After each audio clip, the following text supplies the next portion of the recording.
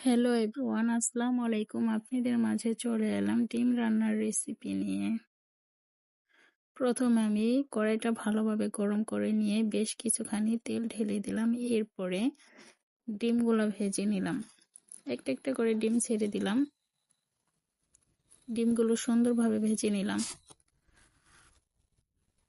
কিছুক্ষণ নাড়াচাড়ার পরে ডিমগুলো উঠিয়ে নিয়ে পেঁয়াজগুলো দিয়ে দিলাম।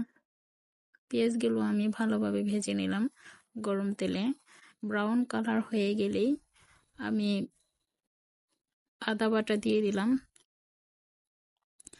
তারপরে দিয়ে দিলাম হলুদের গুঁড়ো, মরিচের গুঁড়ো, জিরা বাটা। কিছুক্ষণ আমি তেলে ভেজে নিলাম মশলাটা। তারপরে কষিয়ে কিছুখানি পানি দিয়ে দিলাম। পানি দেওয়ার পরে একটু কষিয়ে নিলাম ভালোভাবে। তারপরে দিয়ে দিব বেশ কিছুখানি কয়েক টুকরা টমেটো। ভালোভাবে লাড়াচাড়া করে নিলাম। এরপরে ডিমগুলো ছেড়ে দিলাম।